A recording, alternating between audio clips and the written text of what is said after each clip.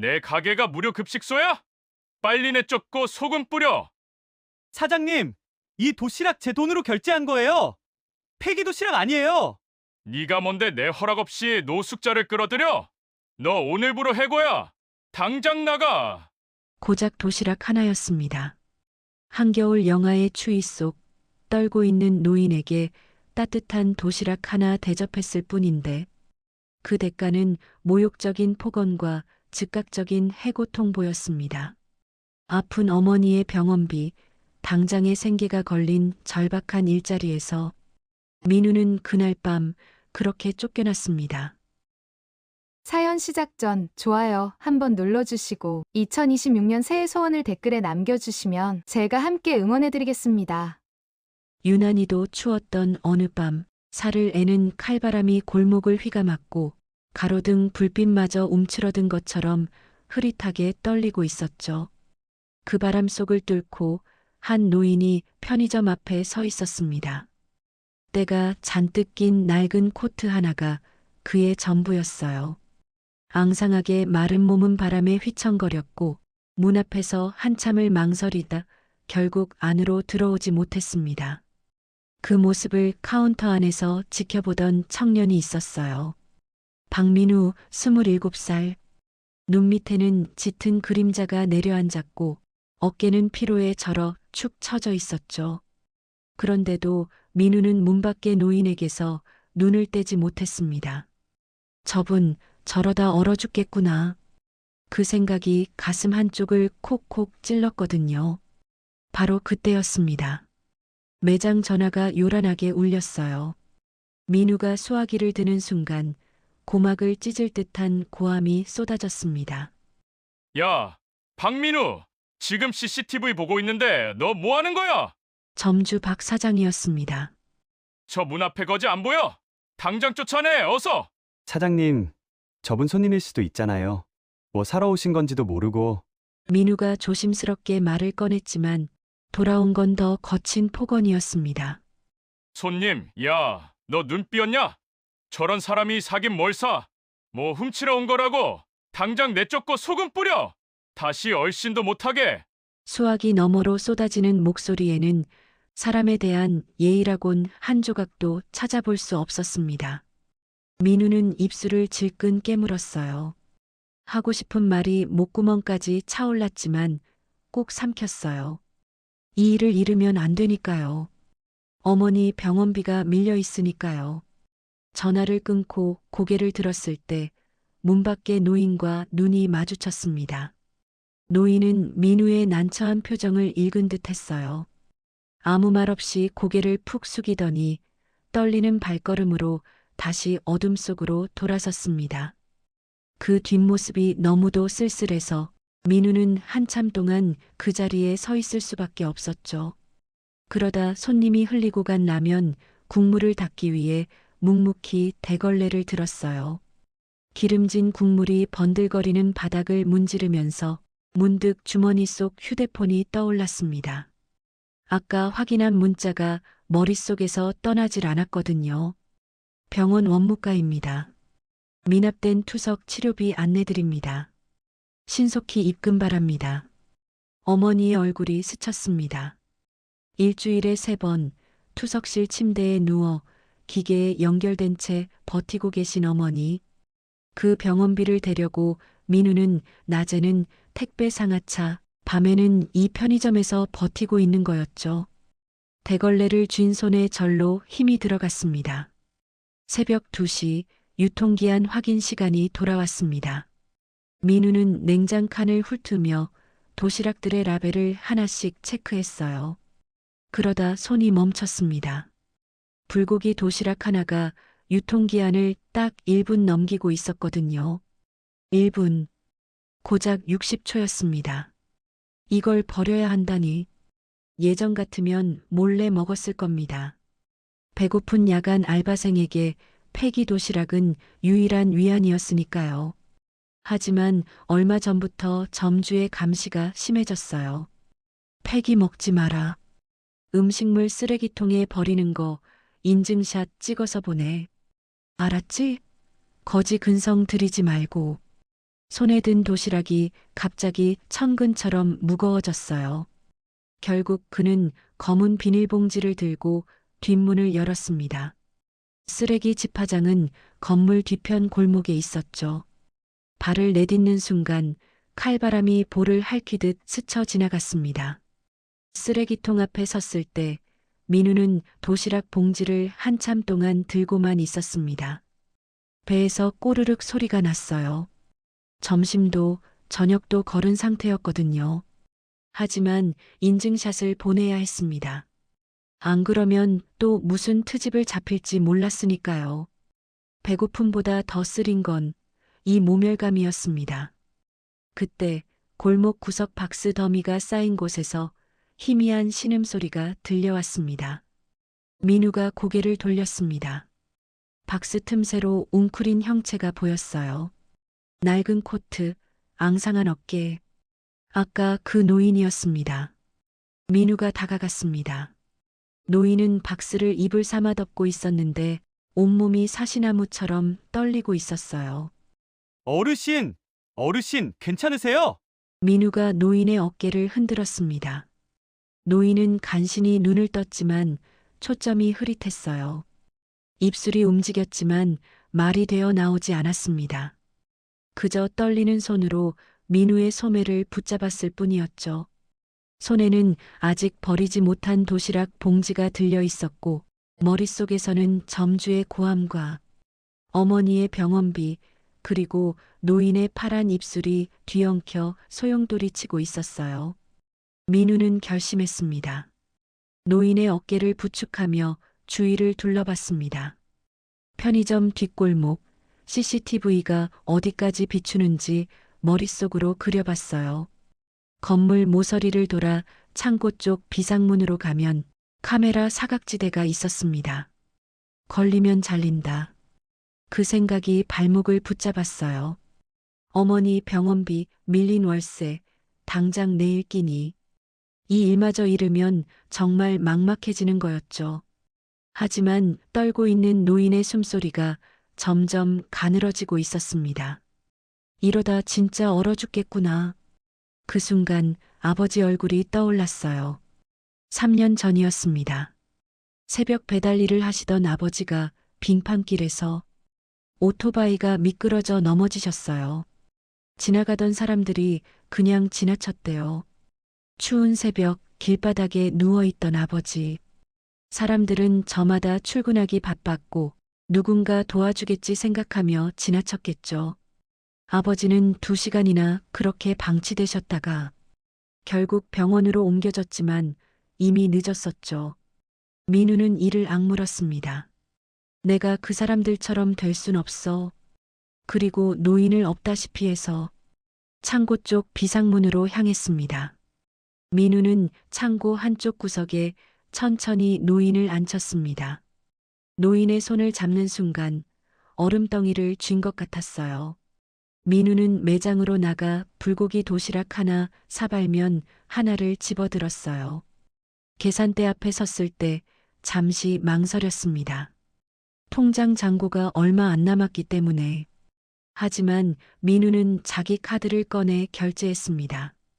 삑 소리와 함께 6,500원이 빠져나갔어요. 전자레인지에 도시락을 넣고 돌렸습니다. 사발면에 뜨거운 물을 붓고 뚜껑을 덮고 기다리는 동안 민우는 계속 창고 쪽을 살폈습니다. 3분이 그렇게 길게 느껴진 적이 없었어요. 따뜻하게 데워진 도시락과 김이 모락모락 나는 사발면을 들고 창고로 돌아왔습니다. 민우가 도시락 뚜껑을 열어 노인의 무릎 위에 올려드렸습니다. 어르신, 이거 드세요. 노인은 떨리는 손으로 젓가락을 집었지만 손이 너무 떨려서 밥알이 자꾸 흘러내렸습니다. 민우가 사발면 뚜껑을 열어 국물부터 건넸어요. 국물 먼저 드세요. 속이 좀 풀리실 거예요. 노인이 두 손으로 사발면 용기를 감싸쥐었습니다. 후후 불지도 못하고 국물을 한 모금 삼키자 눈에서 눈물이 뚝뚝 떨어졌어요. 고맙네. 따뜻해. 너무 따뜻해. 그 한마디가 민우의 가슴을 울렸습니다. 1,500원짜리라면 국물이 이렇게 누군가를 울릴 수 있다니. 민우는 괜히 코끝이 시큰해져서 고개를 돌렸죠. 노인은 허겁지겁 국물을 마시다 갑자기 캑캑 사례가 들렸습니다. 민우가 얼른 등을 토닥토닥 두드려 드렸어요. 그때 노인의 눈빛이 달라졌어요. 흐릿하던 눈동자가 잠시 맑아지더니 민우의 얼굴을 뚫어지게 쳐다봤습니다. 자네, 내 아들도 자네처럼 따뜻한 아이였는데 무슨 뜻인지 물어보려는 순간이었습니다. 쾅! 편의점 앞쪽에서 문이 벌컥 열리는 소리가 들려왔어요. 민우의 심장이 철렁 내려앉았습니다. 이 시간에 누가? 발소리가 매장을 가로질러 창고 쪽으로 다가오고 있었어요. 그리고 술 냄새가 먼저 도착했습니다. 박민우, 이 자식 어디 갔어? 편의점 사장이었습니다. 새벽 불시 점검을 온 거였죠. 민우가 미처 몸을 숨기기도 전에 점주가 창고 문을 확 젖혔습니다. 순간 정적이 흘렀어요. 아까 CCTV를 보며 쫓아내라고 했던 노인과 그 옆에 민우, 바닥에 놓인 컵라면 용기와 도시락을 보자 점주의 얼굴이 시뻘겋게 달아올랐습니다. 이 자식이 내 가게를 뭘로 보고, 여기가 무료 급식소야. 점주가 달려들더니 바닥에 놓인 사발면 용기를 발로 걷어찼습니다. 네가 뭔데 내 허락 없이 내 가게에 거지를 끌어들여. 점주가 노인 쪽으로 성큼 다가갔습니다. 그러더니 노인의 멱살을 잡으려고 손을 뻗었어요. 노인이 겁에 질려 몸을 웅크렸습니다. 그 순간 민우가 벌떡 일어나 점주 앞을 막아섰습니다. 어르신 건드리지 마세요. 점주가 어이없다는 듯 눈을 치떴습니다. 뭐, 지금 나한테 대드는 거야? 제가 사드린 겁니다. 제 카드로 결제했어요. 폐기 도시락 먹은 거 아니고 가게 물건 훔친 것도 아닙니다. 어르신한테는 손대지 마세요. 민우의 눈이 흔들리지 않았습니다. 점주는 그 눈빛에 잠시 당황한 듯 했지만 이내 코웃음을 쳤어요. 그래, 잘났다 정말. 너 오늘부로 끝이야. 네, 해고라고. 당장 조끼 벗어. 이번 달 월급? 가게 이미지 망친 손해배상으로 퉁칠 테니까 기대하지 마. 그리고 이 거지 데리고 당장 나가. 민우는 한동안 그 자리에 서 있었습니다.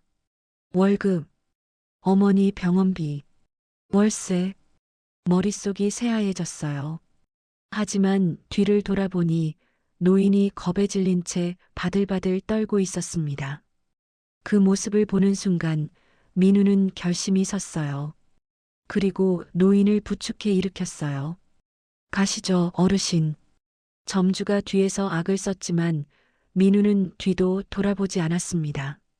추운 겨울 새벽 일자리도 월급도 잃은 27 청년과 갈 곳 없는 노인이 어깨를 나란히 한 채 눈발 속으로 걸어 들어갔습니다. 한방눈이 두 사람의 어깨 위로 소복이 쌓여갔습니다. 민우는 노인을 부축한 채 골목을 빠져나왔지만 막상 갈 곳이 없었어요. 노인을 어디로 모셔야 할지, 경찰서? 병원? 하지만 이 시간에 열려있는 곳이 있을 리 없었죠. 무엇보다 노인에게는 신분증도 연락처도 아무것도 없었습니다. 노인이 민우의 팔을 잡고 있던 손에서 힘이 점점 빠지고 있었어요. 추위에 지친 몸이 한계에 다다른 거였죠. 민우는 결심했습니다. 일단 집으로 가자. 누추해도 지붕은 있으니까. 민우의 옥탑방은 언덕 꼭대기에 있었습니다. 버스 정류장에서 내려 가파른 골목길을 한참 올라가야 했어요. 낮에도 숨이 찬 길인데 한밤중에 눈까지 내리니 발이 자꾸 미끄러졌습니다. 노인은 중간쯤 오르다 걸음을 멈췄어요. 어르신, 괜찮으세요? 노인이 대답 대신 고개를 저었습니다. 더 이상은 못 걷겠다는 뜻이었어요. 민우는 망설임 없이 노인 앞에 쪼그려 앉았습니다. 업어드릴게요. 노인이 손사래를 쳤지만 민우는 노인의 팔을 자기 어깨에 둘렀어요. 그리고 천천히 일어섰습니다. 그런데 이상했어요. 노인의 몸이 깃털처럼 가벼웠거든요. 얼마나 굶으셨을까? 얼마나 오래 거리에서 떠도셨을까? 민우는 코끝이 찡해졌습니다. 언덕 꼭대기, 낡은 건물 옥상에 다다랐을 때 민우의 다리는 후들거리고 있었어요. 하지만 내색하지 않았죠. 녹슨 철문을 열고 방 안으로 들어서는 순간 한기가 확 밀려왔습니다. 방 안이 냉골이었어요. 보일러 기름이 떨어진 지 며칠째였거든요. 기름값을 아끼려고 버티고 있었는데 오늘처럼 추운 밤에는 실내도 바깥이랑 별반 다를 게 없었습니다. 민우는 노인을 조심스럽게 내려드리고 방 안을 둘러봤어요. 단칸방에 놓인 거라곤 작은 싱크대, 낡은 이불, 그리고 전기장판 하나가 전부였죠. 민우가 전기장판 스위치를 올렸습니다. 다행히 전기는 아직 안 끊겼더군요. 장판이 천천히 따뜻해지기 시작했어요. 민우는 노인을 장판 위에 눕히고 옷장에서 이불을 꺼내 덮어드렸습니다. 어르신, 여기 누워 계세요. 금방 따뜻해질 거예요. 노인이 떨리는 목소리로 물었습니다. 자네는 어디서 자려고? 민우는 괜찮다는 듯 웃어 보였어요.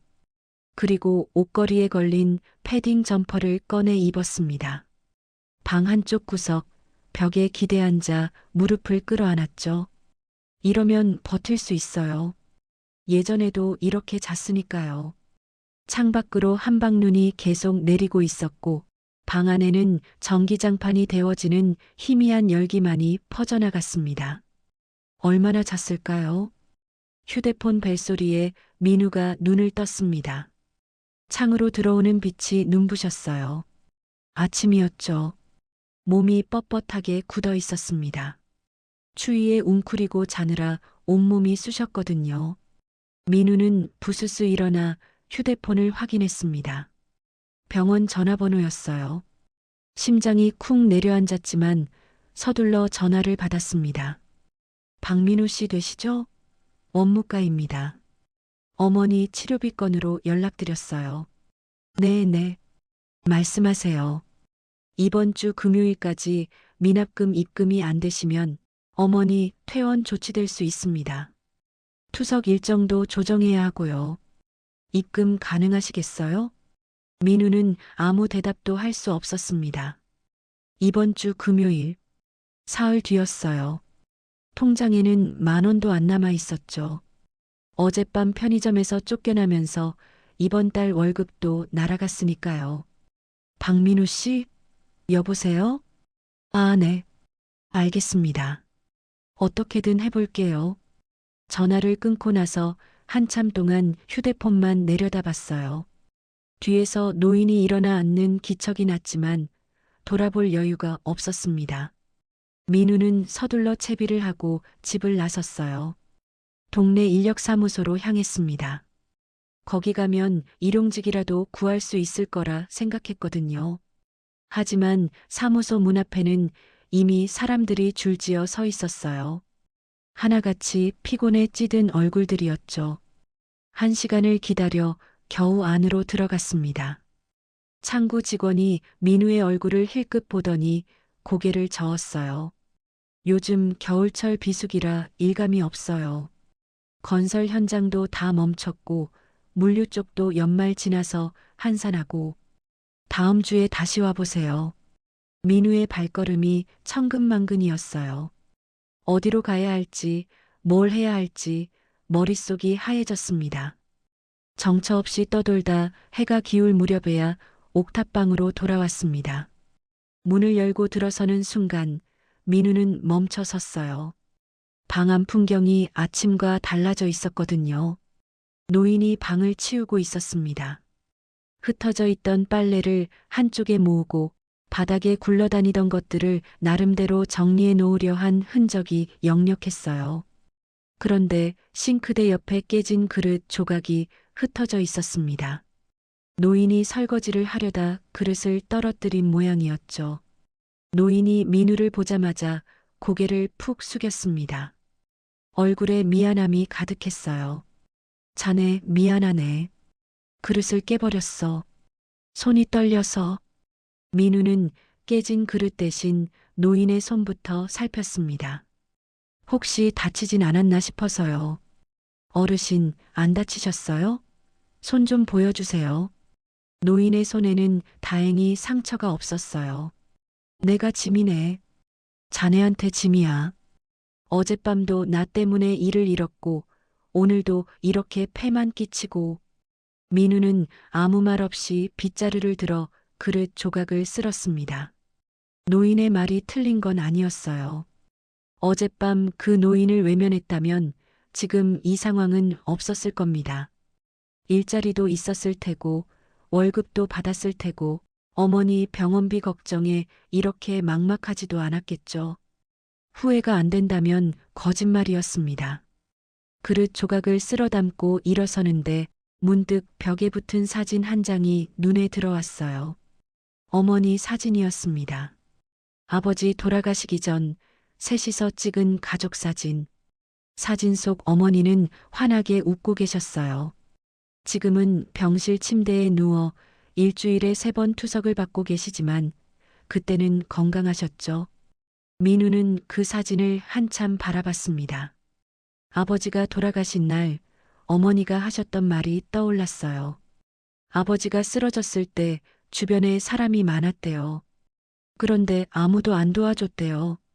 다들 바쁘다고, 귀찮다고, 나랑 상관없다고 그냥 지나갔대요. 어머니는 그 얘기를 하시면서 우셨어요. 사람이 어떻게 그럴 수 있냐고요. 민우는 고개를 돌려 노인을 봤습니다. 여전히 고개를 숙인 채 미안해하고 계셨어요. 저분도 누군가의 아버지였을 거예요. 누군가의 가족이었을 거예요. 그런 분이 거리에서 얼어 죽게 놔두는 게 과연 사람이 할 짓일까요? 민우가 냉장고 문을 열었습니다. 안에는 아무것도 없었어요. 계란 한 판 놓여있던 자리도 비어 있었어요.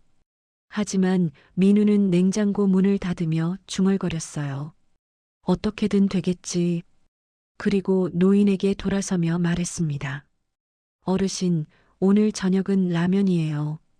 찬장 구석에 남아있던 봉지라면 2개. 그게 이 집에 남은 전부였습니다. 민우는 냄비에 물을 올리며 생각했어요. 내일은 뭐라도 구해봐야지. 일이 없으면 만들어서라도. 어머니도 지켜야 하고 이 어르신도 돌봐야 하니까요. 창밖으로 해가 지고 있었습니다. 어젯밤 내린 눈이 지붕 위에 하얗게 쌓여 있었고 노을빛이 그 위로 붉게 번지고 있었죠. 춥고 배고프고 막막한 하루였지만 그래도 지붕 아래 따뜻한 사람이 있다는 것. 그게 위안이라면 위안이었습니다. 그렇게 며칠이 흘렀습니다. 민우는 낮이면 동네를 돌아다니며 일거리를 찾았어요. 전단지 돌리기, 폐지 줍기, 대리운전 콜 대기. 뭐든 할 수 있는 건 다 했죠. 푼돈이라도 모아야 했으니까요. 노인은 그 사이 옥탑방에서 민우를 기다렸습니다. 처음엔 미안해서 어쩔 줄 몰라 하시더니 점점 방 안살림을 조금씩 거들기 시작했어요. 빨래를 개켜놓거나 라면 봉지를 뜯어 물을 미리 올려놓거나 그런 소소한 것들이었죠. 그러던 어느 날 저녁이었습니다. 민우가 집에 돌아와 보니 노인이 작은 밥상을 차려놓고 앉아 있었어요. 밥상이라고 해봤자 대단한 건 아니었습니다. 민우가 사온 즉석밥 2개, 김치 한 봉지, 그리고 계란 프라이 2개. 노인이 직접 계란을 부친 모양이었어요. 서툴게 부쳐서 가장자리가 조금 탔지만 그래도 정성이 느껴졌습니다. 어르신, 이거 어르신이 하신 거예요? 응, 자네 매일 밖에서 고생하는데 내가 뭐라도 해야지. 맛은 없을 거야. 손이 떨려서 제대로 못 뒤집었어. 민우는 괜히 코끝이 찡했어요. 밥상 앞에 마주 앉아 수저를 들었습니다. 그때였습니다. 민우는 노인의 젓가락질을 보고 멈칫했어요. 뭔가 이상했거든요. 노인의 손은 분명 떨리고 있었습니다. 그런데 젓가락을 쥔 자세가 어찌나 바른지 밥알 하나도 흘리지 않고 정갈하게 입으로 가져갔고 김치를 집을 때도 국물이 뚝뚝 떨어지지 않게 살짝 털어서 드셨죠. 민우가 김치를 노인 쪽으로 밀어드렸습니다. 어르신, 김치 더 드세요. 노인이 고개를 살짝 숙이며 받았어요. 고맙네. 짧은 말이었지만 민우는 그 억양에서 묘한 기품을 느꼈어요. 밤이 깊어지고 노인은 전기장판 위에서 잠이 들었습니다. 민우는 벽에 기대 앉아 휴대폰을 만지작거리다 스르르 눈이 감겼어요. 그러다 한밤중에 문득 눈이 떠졌습니다. 방 안에 중얼거리는 소리가 들려왔거든요. 처음엔 노인이 깬 줄 알았어요. 하지만 아니었습니다. 노인은 눈을 감은 채 잠꼬대를 하고 있었어요. M&A 3조 14일까지 지분방어. 민우는 귀를 의심했습니다. 뭐라고? M&A 지분방어? 그게 뭔데? 노인은 잠꼬대를 멈추고 다시 고르게 숨을 쉬기 시작했어요. 알아들을 수 없는 말에 잠시 생각하다 다시 눈을 감았습니다. 다음 날 오후 민우가 집에 돌아왔을 때 노인은 창가에 앉아 멍하니 밖을 내다보고 있었습니다. 해질녘 노을빛이 노인의 얼굴 위로 붉게 물들어 있었죠. 민우가 다가가려는 순간 노인의 볼 위로 눈물이 흘러내리는 게 보였어요. 어르신? 민우가 부르자 노인이 화들짝 놀라며 얼굴을 돌렸습니다. 황급히 손등으로 눈물을 훔치며 억지로 웃어 보였어요. 아무것도 아니야. 해가 눈부셔서 그래. 하지만 민우는 알 수 있었습니다. 그건 눈부심 때문이 아니었어요. 노인의 눈빛에는 무언가를 그리워하는, 아니 잃어버린 것을 떠올리는 사람만이 가질 수 있는 아득함이 담겨 있었거든요. 그날 밤 민우는 노인의 코트를 세탁하기로 했습니다. 며칠째 그대로 두었더니 냄새가 심해졌거든요. 노인이 잠든 사이 코트를 들고 세탁기 앞으로 갔어요. 코트 안쪽을 펼쳐보니 고급 브랜드 로고가 희미하게 새겨져 있었습니다. 겉은 낡꽃대가 탔지만 안감은 고급 실크였어요. 그리고 로고 옆에 이니셜이 박혀 있었습니다. 금실로 수놓은 두 글자 J, K. 민우는 한참 동안 그 자수를 내려다봤습니다. 이게 뭐지? 이 코트 원래 엄청 비싼 거였던 건가? J, K는 뭐지? 그날 밤이었습니다. 민우가 잠자리에 들려는데 노인이 민우를 불렀어요. 자네. 네, 어르신. 노인이 품속에서 꼬깃꼬깃 접힌 종이 한 장을 꺼냈습니다. 언제 적어둔 건지 종이가 낡고 구겨져 있었어요. 노인이 그 종이를 민우에게 내밀었습니다. 이거 내가 까먹을까봐 적어둔 거야. 근데 이게 뭔지 모르겠어. 자니가 좀 봐줘. 민우가 종이를 받아 펼쳤습니다. 삐뚤빼뚤한 글씨로 두 단어가 적혀 있었어요. 진수, 성, 진수성? 사람 이름인가? 아니면 뭔가 다른 뜻인가? 민우는 고개를 갸웃했지만 당장은 알 수 없었습니다. 노인도 자신이 왜 이걸 적었는지 기억하지 못했어요. 민우는 그 종이를 소중히 접어 주머니에 넣었습니다. 왠지 이게 중요한 단서가 될 것 같은 느낌이 들었거든요. 창밖으로 달이 떠오르고 있었습니다. 이 어르신은 대체 누구일까? 왜 이렇게 된 걸까? 민우는 잠들기 전까지 그 생각을 떨칠 수 없었어요. 며칠이 더 지났지만 민우의 형편은 나아지지 않았습니다. 일용직 자리는 여전히 없었고 통장 잔고는 바닥을 드러낸 지 오래였어요. 어머니 병원에서는 하루가 멀다 하고 독촉 전화가 왔죠. 민우는 버티고 또 버텼지만 이제 정말 한계였습니다. 그래서 결심했어요. 편의점에 다시 가보기로요. 밀린 알바비라도 받아야 했거든요. 아무리 점주가 손해배상이니 뭐니 했어도 일한 만큼의 돈은 받을 권리가 있었습니다. 민우는 며칠 동안 점주에게 전화를 걸었지만 단 한 번도 받지 않았어요. 어르신, 저 잠깐 나갔다 올게요. 금방 와요. 민우가 외출 채비를 하자 노인이 벌떡 일어섰습니다. 나도 갈게. 아니에요. 어르신은 여기 계세요. 금방이에요. 아니야. 나 때문에 그렇게 됐으니 내가 가서 이야기해 보겠네. 노인의 눈빛이 완고했습니다. 민우가 편의점에 갈 거라는 걸 알고 있는 눈치였어요. 민우는 한숨을 쉬며 고개를 끄덕였습니다. 편의점까지 가는 길, 민우는 노인의 걸음에 맞춰 천천히 걸었어요. 골목을 지나 큰 길로 나서자 저 앞에 편의점 간판이 보였어요. 그런데 편의점 앞에서 소란이 벌어지고 있었습니다. 점주 박 사장이 젊은 알바생을 향해 고함을 지르고 있었어요. 20살쯤 되어 보이는 여자 알바생이 고개를 푹 숙인 채 서 있었고 점주는 그 앞에서 손가락질을 해대며 윽박지르고 있었죠. 아, 내가 몇 번을 말해. 손님 오면 인사를 해. 인사를. 죄송합니다, 사장님. 죄송하면 다야? 네 같은 애가 왜 이렇게 많아? 어휴, 답답해. 민우는 그 광경을 보며 속이 뒤틀렸습니다. 똑같았어요.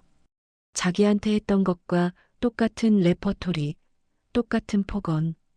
저 사람은 변하지 않는구나. 아니, 변할 생각이 없는 거구나. 잠시 후 민우가 편의점 안으로 들어섰습니다. 점주가 고개를 돌리고 민우를 알아보는 순간 얼굴이 일그러졌어요. 너 어딜 또 기어들어와. 사장님, 밀린 알바비 받으러 왔습니다.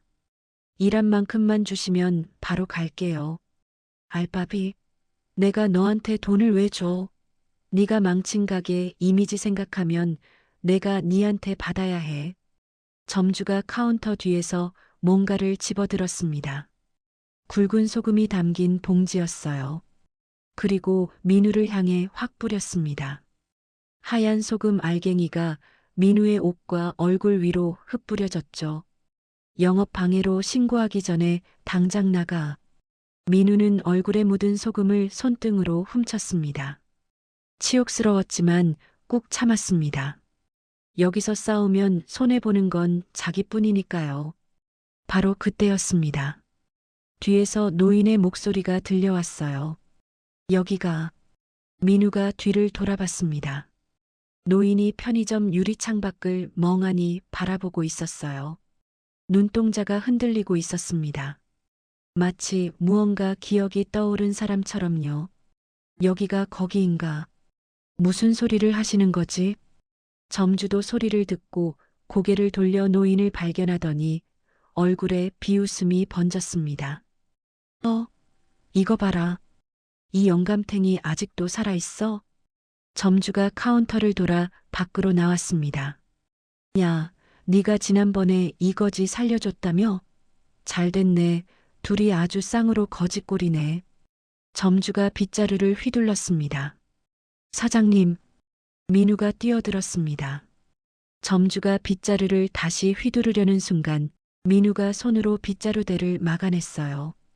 손바닥이 얼얼하게 저렸지만 아랑곳하지 않았습니다. 민우의 눈에 불이 켜졌어요. 지금까지 꾹꾹 눌러왔던 분노가 터져나왔습니다. 사장님, 돈 없다고 이러지 마십시오. 처음이었습니다.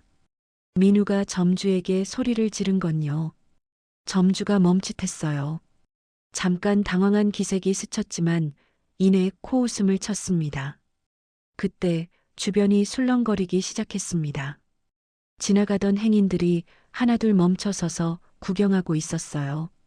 몇몇은 휴대폰을 꺼내 영상을 찍고 있었죠. 편의점 앞에서 벌어진 소란이 눈길을 끈 거예요. 점주가 그걸 발견하자 태도가 확 바뀌었어요. 갑자기 목소리를 높이며 손사래를 쳤습니다. 아이고, 여러분. 이 사람들이 지금 저한테 행패를 부리는 겁니다. 장사하는 사람한테 이러면 안 되죠. 민우는 기가 막혔습니다. 점주가 능청스럽게 카메라를 향해 손을 흔들었습니다. 저 양반이 노숙자인데 자꾸 우리 가게 앞에서 진을 치고 저 젊은 놈은 예전에 물건 훔쳐서 해고된 알바예요. 지금 보복하러 온 겁니다. 상황을 모르는 행인들은 고개를 갸웃하며 수군거렸어요. 누가 진짜인지 알 수 없으니까요. 민우는 억울했지만 여기서 더 싸워봤자 소용없다는 걸 알았습니다. 되레 자기만 손해보는 거였죠. 민우는 이를 악물고 노인의 손을 잡았어요. 어르신, 가시죠. 노인은 여전히 멍한 표정으로 무언가 되뇌이는 듯 편의점을 바라보고 있었습니다. 민우가 노인을 부축해 골목으로 들어섰습니다. 뒤에서 점주의 비아냥거리는 목소리가 들려왔어요. 다신 얼씬거리지 마. 다음에 또 오면 진짜 경찰 부른다. 민우는 뒤를 돌아보지 않았습니다. 주먹을 꽉 쥔 채 노인과 함께 골목을 걸었어요. 노인이 민우의 손을 꼭 쥐었어요. 떨리는 목소리로 말했습니다. 미안하네, 자네. 괜히 나 때문에. 아니에요, 어르신. 어르신 잘못 아니에요. 편의점에서 돌아오는 길은 유난히 멀게 느껴졌습니다. 민우는 노인을 부축한 채 천천히 골목을 걸었어요. 둘 다 말이 없었습니다. 점주에게 당한 수모가 아직 가슴에 남아 있었거든요. 골목을 빠져나와 큰 길로 접어드는데 저 앞에서 폐지 줍는 리어카가 지나가고 있었습니다. 허리가 굽은 할머니가 산더미처럼 쌓인 폐지를 끌고 가고 있었어요. 바퀴가 덜컹거릴 때마다 폐지 더미가 흔들렸고 그중 몇 장이 바람에 날려 흩어졌습니다. 그때였어요. 흩날린 종이 한 장이 빙글빙글 돌더니 마침 노인의 발치 앞에 사뿐히 내려앉았습니다. 신문지 조각이었어요. 민우가 무심코 그 종이를 집어들었습니다. 그런데 손에 든 순간 민우의 시선이 단번에 멈췄습니다. 신문 경제면 하단에 커다란 광고가 실려 있었습니다. 굵은 글씨로 적힌 제목이 눈에 확 들어왔죠. 진수성찬 그룹 창업주 강진수 명예회장, 실종 1년째, 살해금 5억. 민우는 눈을 의심했습니다. 진수성찬? 그 이름이 어디서 들어본 것 같았어요. 아니, 들어본 게 아니라 본 적이 있었습니다. 주머니에 넣어둔 그 종이, 노인이 삐뚤빼뚤하게 적어둔 메모. 진수, 성? 그게 진수성찬이었던 거예요. 민우의 심장이 쿵쾅거리기 시작했습니다. 떨리는 손으로 신문을 펼쳐 광고를 자세히 읽었어요. 광고에는 실종된 명예회장의 사진이 실려 있었습니다. 젊은 시절 사진이었어요. 양복을 말끔하게 차려입고 카메라를 향해 온화하게 웃고 있는 모습이었죠. 민우는 사진을 뚫어지게 쳐다봤습니다. 그리고 천천히 고개를 돌려 옆에 서 있는 노인의 얼굴을 바라봤어요. 세월의 주름이 깊어지고 광대뼈가 앙상하게 드러났지만 눈매만큼은 사진 속 그 사람과 똑같았어요. 그리고 귀 모양, 살짝 뒤로 접힌 귓불, 그 특이한 형태가 사진과 노인 모두에게 있었습니다. 민우의 머릿속에서 퍼즐 조각들이 맞춰지기 시작했어요. 코트 안감에 고급 브랜드 로고와 J, K 이니셜, 잠꼬대로 중얼거리던 M&A, 지분 방어 같은 단어들, 젓가락질에서 느껴지던 품이 있는 몸가짐. 민우가 떨리는 목소리로 물었어요. 어르신. 노인이 고개를 들었습니다. 민우가 신문을 노인 앞에 내밀었어요. 사진이 보일게요. 어르신, 이거 보세요. 이 사람, 어르신 맞죠? 노인의 눈동자가 사진 위에 머물렀습니다.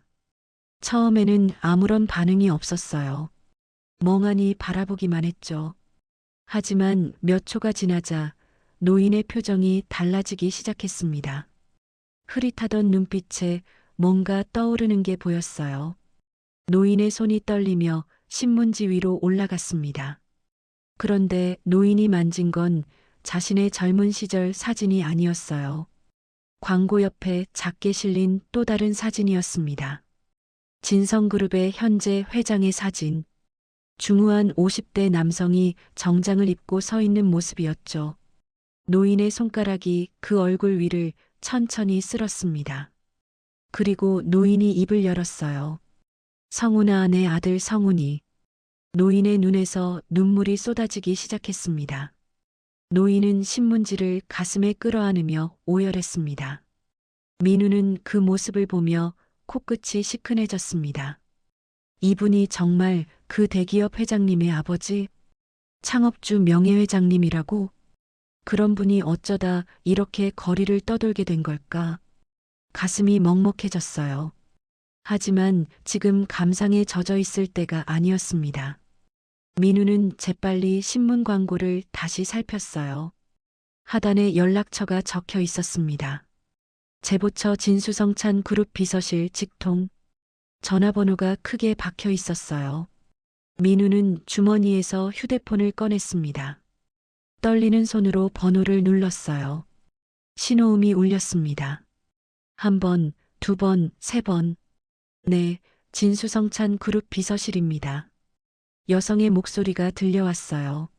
민우가 다급하게 말을 꺼냈어요. 저기요. 신문에서 봤는데요. 실종된 명예회장님 건으로 전화드렸습니다. 제가 그분을 찾은 것 같아요. 전화기 너머에서 짧은 침묵이 흘렀습니다. 그리고 목소리 톤이 살짝 변했어요. 실례지만 어떻게 찾으셨다는 건지 구체적으로 말씀해 주시겠어요? 제가 편의점에서 일하다가 이 어르신을 발견했는데요. 거리에서 쓰러져 계셨어요. 그래서 제가 모시고 왔습니다. 잠깐만요. 상대방이 말을 끊었습니다. 목소리가 차가워졌어요. 혹시 사례금 때문에 전화하신 거 아니시죠? 이런 전화 하루에도 수십 통씩 옵니다. 허위 제보는 법적 처벌 대상인 거 아시죠? 아니에요. 진짜라니까요. 그렇게들 말씀하시죠. 죄송하지만 저희도 일일이 확인할 수가 없어서요. 끊겠습니다. 잠깐만요. 민우가 소리쳤습니다. 전화가 끊기기 직전이었어요. 머릿속을 빠르게 굴렸습니다. 뭔가 증거가 될 만한 걸 말해야 해. 아니면 이대로 끊긴다. 그때 떠오른 게 있었어요. 코트요. 어르신이 입고 계신 코트 안감에 자수가 있어요. JK라고 금실로 수놓아져 있어요. 전화기 너머가 조용해졌습니다. 민우는 거기서 멈추지 않았어요.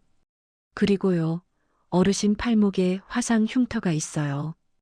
옛날에 다치신 것 같은데 꽤 큰 흉터예요. 정막이 흘렀습니다. 1초, 2초, 3초. 민우는 숨을 죽이고 기다렸어요. 그리고 전화기 너머의 목소리가 180도 달라졌습니다. 지금 어디 계십니까? 차갑던 톤이 싹 사라지고 다급함이 묻어났어요. 민우가 현재 위치를 말하자 상대방이 빠르게 받아 적는 소리가 들렸습니다. 절대 움직이지 마십시오. 꼼짝 말고 그 자리에 계세요. 지금 바로 사람을 보내겠습니다. 명예회장님, 괜찮으신 거죠? 다친 데는 없으시죠? 네. 건강은 좀 안 좋으신 것 같은데 일단 의식은 있으세요. 알겠습니다. 회장님께 바로 보고하겠습니다. 전화가 끊겼습니다.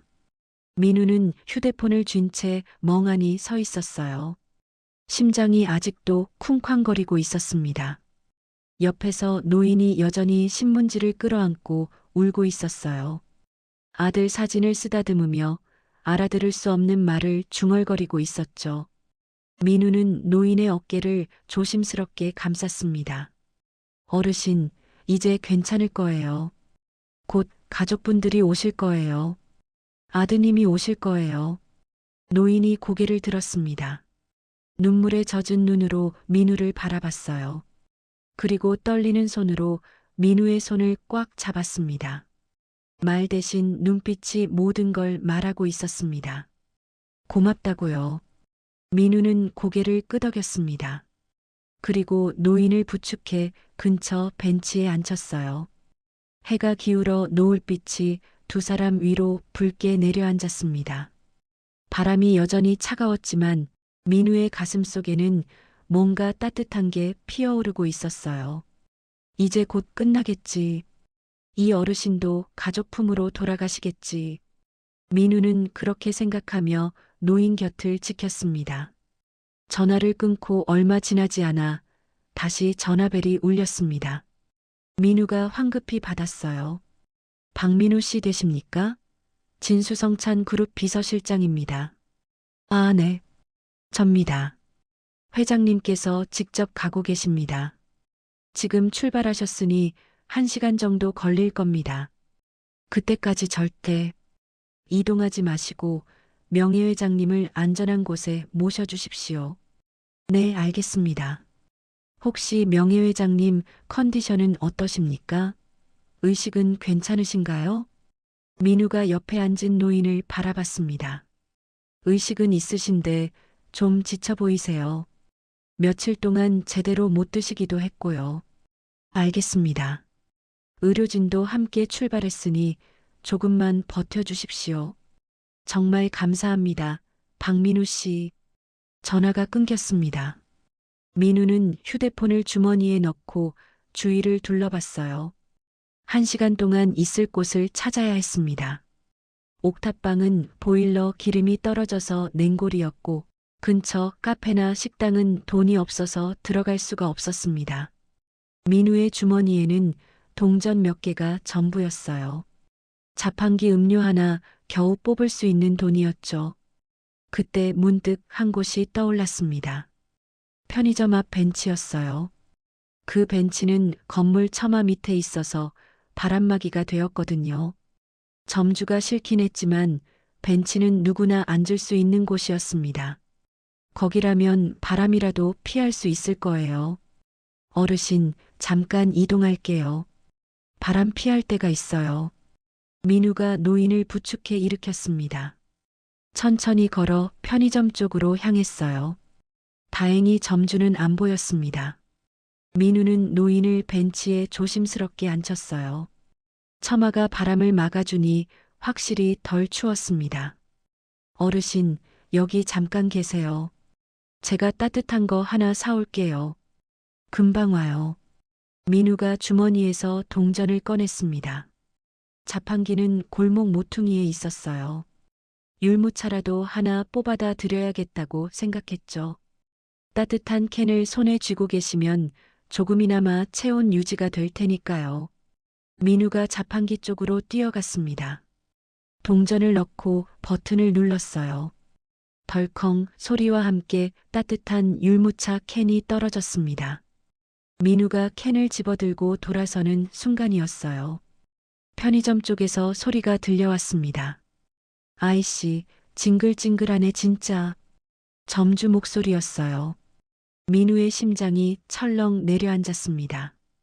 골목을 돌아 편의점 앞이 보이는 순간 민우는 그 자리에서 멈춰 섰습니다. 점주가 노인 앞에 서 있었어요. 한 손에는 검은 쓰레기 봉지를 들고 있었죠. 그리고 그 봉지를 노인의 발치에 툭 던졌습니다. 봉지가 터지면서 음식물 쓰레기가 쏟아졌어요. 시큼한 냄새가 확 퍼졌습니다.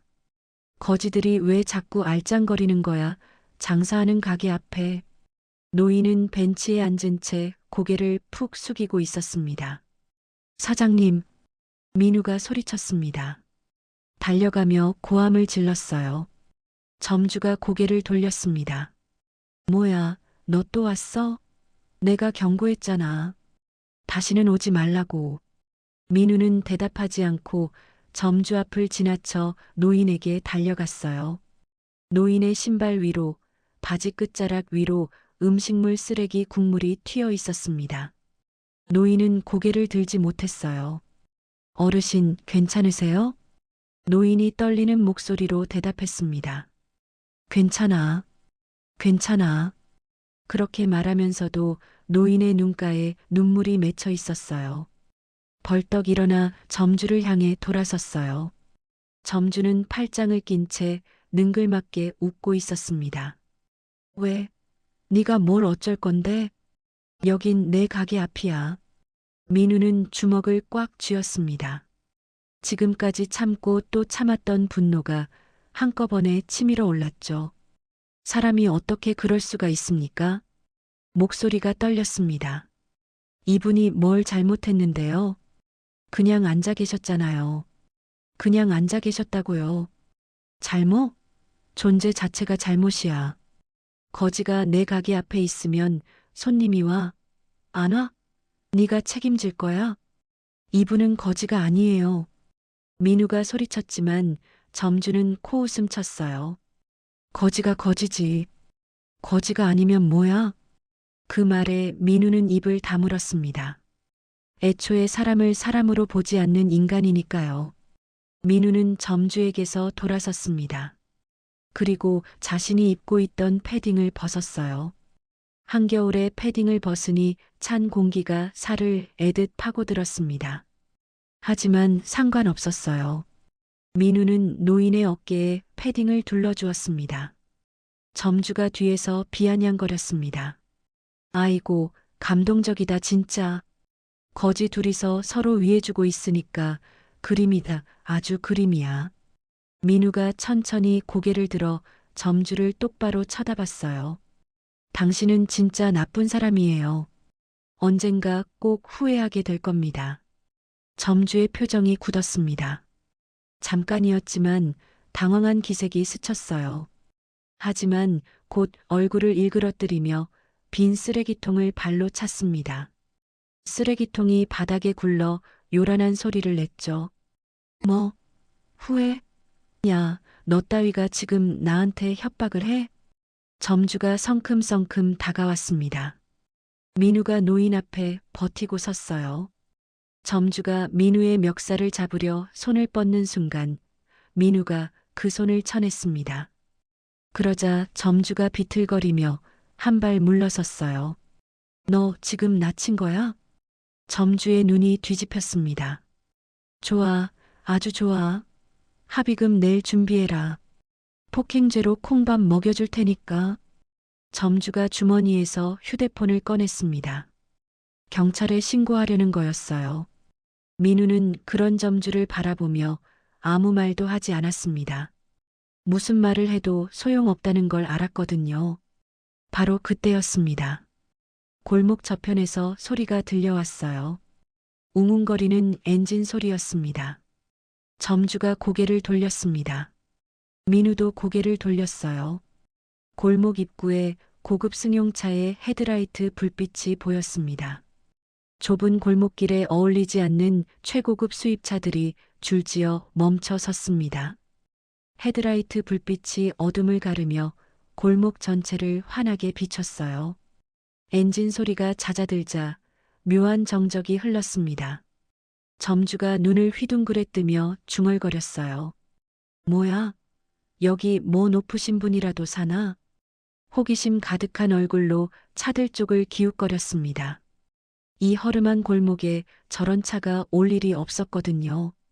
점주는 혹시 자기 가게에 무슨 유명인이라도 오나 싶어 고개를 갸웃갸웃 거렸어요. 첫 번째 차의 문이 열렸습니다. 검은 정장 차림의 남자들이 내렸어요. 1명, 2명, 3명. 뒤따라 다른 차에서도 사람들이 쏟아져 나왔습니다. 하나같이 건장한 체격에 귀에 이어피스를 꽂고 있었죠. 경호원들이었어요. 그들은 빠르게 흩어지더니 편의점 주변을 에워쌌습니다.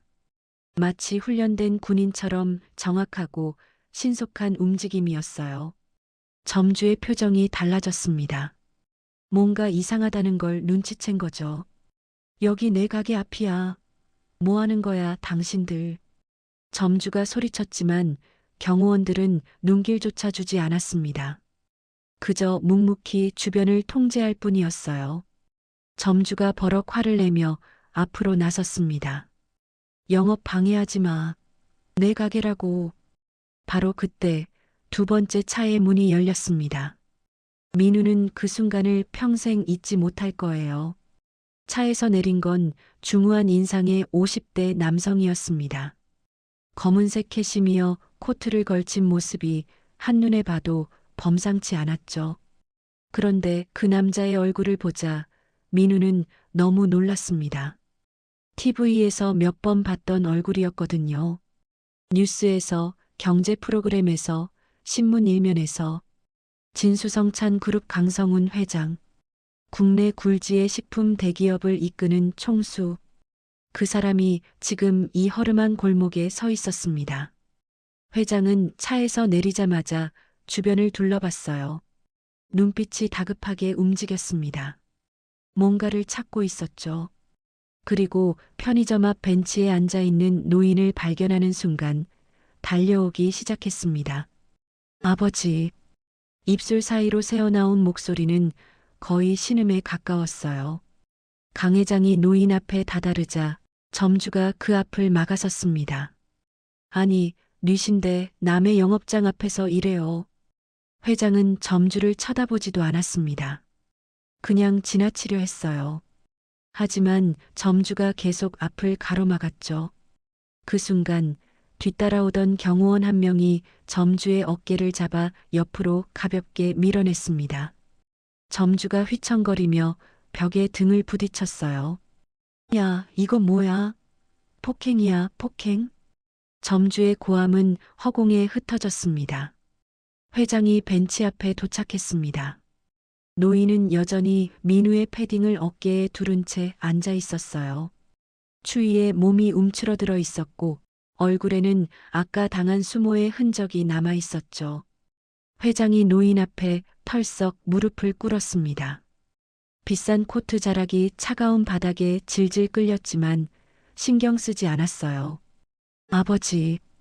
회장의 목소리가 떨렸습니다. 아버지, 저 성훈입니다. 성훈이에요.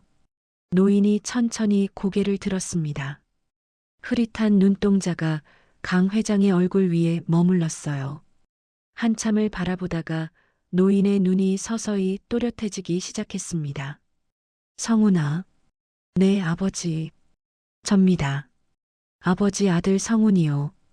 회장의 눈에서 눈물이 쏟아졌습니다. 아버지, 어디 계셨던 겁니까? 아버지가 사라지시고 나서 얼마나 찾았는지 아세요? 전국 방방곡곡 안 뒤진 데가 없어요. 경찰도 탐정도 다 동원했는데 못 찾았어요. 아버지 도대체 어디 계셨던 거예요? 회장이 노인의 손을 꽉 잡았습니다. 노인의 손은 앙상하고 거칠었어요. 한때 대기업을 일궜던 손이라고는 믿기 어려울 정도로요. 회장은 그 손을 자신의 이마에 가져다 대며 오열했습니다. 아버지, 죄송합니다. 진작 못 찾아서 죄송합니다. 노인의 눈에서도 눈물이 흘러내렸어요. 떨리는 손으로 아들의 머리를 쓸었습니다. 성훈아, 우리 성훈이. 그리고 노인이 물었어요. 세상에서 가장 평범한 하지만 그래서 더 가슴을 찢는 질문을요. 밥은 먹었니? 회장이 고개를 들었습니다. 눈물 젖은 얼굴로 아버지를 바라봤어요. 그리고 대답했습니다. 네, 아버지. 밥 먹었습니다. 그래. 그럼 됐다. 노인이 아들의 볼을 손으로 감쌌습니다. 거친 손바닥이 아들의 눈물을 닦아주었어요. 민우는 그 광경을 지켜보며 눈시울이 뜨거워졌습니다. 아버지와 아들. 1년 만에 재회. 그때 점주가 다가왔습니다. 뭔가 심상치 않다는 걸 눈치챈 얼굴이었어요. 회장과 노인을 번갈아 보더니 점점 얼굴이 하얘지기 시작했습니다. 저기, 혹시? 점주가 더듬거리며 물었어요. 이 어르신이. 설마. 경호원 한 명이 점주를 향해 말했습니다. 진수성찬 그룹 창업주 강진수 명예회장님이십니다. 점주의 얼굴이 사색이 되어 있었습니다. 진수성찬 그룹의 회장님이라고요? 이 어르신이? 그의 되물음에 아무도 대답하는 이는 없었습니다. 회장은 아버지를 끌어안은 채 한참을 울었습니다. 1년이라는 시간이 얼마나 길었을까요? 아버지를 잃어버리고 전국 방방곡곡을 뒤지고 밤마다 악몽에 시달렸을 그 시간. 회장의 어깨가 들썩일 때마다 그 세월의 무게가 느껴졌어요. 한참 뒤 회장이 고개를 들었습니다. 눈물을 훔치며 아버지의 상태를 살피기 시작했어요. 그런데 회장의 표정이 점점 굳어졌습니다. 아버지의 신발에 바지 끝자락에 음식물 쓰레기가 잔뜩 묻어 있었거든요. 시큼한 냄새도 났어요. 아버지, 이게 뭡니까? 회장이 아버지의 바지를 살피며 물었습니다. 노인은 대답하지 않았어요. 그저 고개를 숙일 뿐이었죠. 회장이 천천히 일어섰습니다. 그리고 주변을 둘러봤어요. 벤치 옆 바닥 어르신의 다리 옆에 터진 쓰레기 봉지가 흩어져 있었습니다. 누가 봐도 어르신을 향해 던져진 듯한 모양새였어요. 음식물 쓰레기가 여기저기 널브러져 있었고 그중 일부가 아버지의 몸에 튀어 있었던 것을 확인한 회장의 눈빛이 싸늘하게 변했습니다. 누가 이랬습니까? 낮은 목소리였지만 골목 전체가 얼어붙는 것 같았어요. 회장이 주변을 천천히 둘러봤습니다. 경호원들, 민우, 그리고 바닥에 주저앉아 있는 점주. 누가 내 아버지께 이런 짓을 한 겁니까? 아무도 대답하지 않았습니다. 정적이 흘렀어요.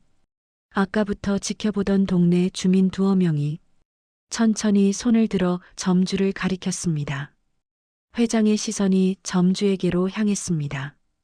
점주는 바닥에 주저앉은 채 바들바들 떨고 있었어요. 회장과 눈이 마주치자 황급히 2 손을 내저었습니다. 아닙니다. 제가 그런 거 아닙니다. 오해십니다. 점주가 회장 쪽으로 다가왔어요. 저는 몰랐습니다. 이분이 그렇게 높으신 분인 줄 몰랐어요. 그냥 노숙자인 줄만 알았어요. 노숙자면 이래도 됩니까? 회장이 말을 끊었습니다. 목소리에는 분노가 느껴졌어요. 노숙자면 쓰레기를 던져도 됩니까? 사람 취급 안 해도 됩니까? 점주가 입을 다물었습니다. 대답할 말이 없었거든요. 회장이 비서에게 물었습니다. 이 편의점 건물, 우리 회사 소유 아닌가? 비서가 태블릿을 확인하며 대답했어요. 맞습니다. 진수성찬 그룹 자산관리 계열사 소유입니다. 회장님. 그래. 회장의 입가에 쓴웃음이 번졌습니다. 내 건물에서 내 아버지가 이런 취급을 받은 거군. 점주의 얼굴이 더욱 하얘졌어요. 이 건물이 진수성찬 소유라는 걸 몰랐던 거죠. 아니, 알았어도 신경 쓰지 않았을 겁니다. 어차피 자기 가게니까요. 회장이 비서를 향해 말했습니다. 본사법무팀 불러. 이 가게 임대계약 당장 해지하고 가맹계약도 검토해. 위반 사항 있으면 전부 걸어. 네, 회장님. 회장이 점주를 내려다봤어요. 그리고 노인 학대, 모욕죄 걸 수 있는 거 다 걸어서 고소해. 콩밥을 먹여줘야겠어. 점주가 벌떡 일어났습니다. 무릎을 후들거리며 회장의 바지가랑이를 붙잡았어요. 회장님, 제발 한 번만 봐주십시오. 제가 잘못했습니다. 점주의 어깨가 들썩이며 울음 섞인 목소리가 터져나왔어요. 가게가 제 전 재산입니다. 이거 없으면 저 죽습니다. 제발요, 회장님. 딱 한 번만요. 회장은 점주를 내려다보며 아무 말도 하지 않았습니다. 그 눈빛에는 동정도 분노도 없었어요. 그저 차가운 무관심만이 있었죠. 당신이 내 아버지한테 한 짓 생각해 보세요. 점주가 입을 다물었습니다. 회장이 손짓했습니다. 경호원 2명이 다가와 점주의 양팔을 잡았어요. 점주가 버둥거렸지만 소용없었습니다. 끌어내. 경호원들이 점주를 일으켜 세웠습니다. 점주는 끌려가면서도 계속 고함을 질렀어요. 회장님, 회장님, 제발, 한 번만, 회장님. 목소리가 점점 멀어졌습니다. 그 광경을 지켜보던 동네 사람들이 하나둘 모여들기 시작했습니다. 아까 소란에 나왔던 사람들이었어요. 누군가 박수를 쳤습니다. 짝, 짝, 짝. 야, 저 인간 드디어 혼나네. 쯧쯧, 평소에 하는 짓이 어디 가겠어? 잘됐다, 잘됐어. 여기저기서 수군거리는 소리가 들려왔어요. 점주가 평소에 동네에서 어떻게 행동했는지 다들 알고 있었던 거죠. 회장이 민우에게로 돌아섰습니다. 소란이 정리되자 회장의 얼굴에서 차가움이 걷히고 따뜻함이 돌아왔어요. 회장이 민우 앞으로 다가왔습니다. 그리고 허리를 깊이 숙였어요. 90도로. 고맙습니다. 민우는 당황해서 손을 내저었습니다. 아, 아닙니다. 고개 드세요. 제가 뭘 했다고. 뭘 하긴요. 회장이 고개를 들며 말했어요. 눈가가 붉어져 있었습니다. 아버지를 찾게 해주셔서 감사합니다. 당신이 아니었으면 저희 아버지 영영 못 배웠을지도 모릅니다. 그렇게 열심히 찾아 헤맸는데도 찾지 못했는데. 민우는 뭐라고 대답해야 할지 몰랐어요. 그냥 당연히 해야 할 일을 했을 뿐인데. 이름이 박민우 씨라고 했죠? 네. 민우 씨. 이 은혜를 어떻게 갚아야 할지 모르겠습니다. 진심으로 감사드려요. 회장이 다시 한번 고개를 숙였습니다. 그 순간 민우의 다리에서 힘이 빠졌어요. 며칠간의 긴장이 한꺼번에 풀린 거였죠. 잠을 제대로 못 자고 밥을 제대로 못 먹고 노인을 신경 쓰느라 정신없이 보냈던 시간들. 그 모든 게 끝났다는 안도감이 밀려왔습니다. 휘청거리는 민우를 회장이 얼른 잡아주었어요. 괜찮아요? 네, 괜찮습니다. 잠깐 다리에 힘이 풀려서. 회장이 민우를 부축하며 벤치에 앉혔습니다. 그리고 경호원에게 지시했어요. 차에서 담요하고 따뜻한 음료 가져와. 두 분 드릴 수 있게. 잠시 후 민우와 노인은 나란히 벤치에 앉아 따뜻한 담요를 두르고 있었습니다. 손에는 김이 모락모락 나는 음료가 들려 있었어요. 회장이 아버지 옆에 쪼그려 앉으며 말했습니다. 아버지, 이제 집에 가요. 따뜻한 집으로요. 노인이 고개를 끄덕였어요. 그리고 옆에 앉은 민우를 바라봤습니다. 떨리는 손으로 민우의 손을 꽉 잡았어요. 이 청년이 날 살렸어. 성훈아, 이 은혜 꼭 갚아라. 꼭. 회장이 진지하게 고개를 끄덕였습니다. 걱정 마세요, 아버지. 반드시 갚겠습니다. 밤하늘에 별이 떠오르고 있었어요. 차가운 바람이 불었지만 민우의 마음은 따뜻했습니다. 일주일이 지났습니다. 민우는 병원 복도를 걸으며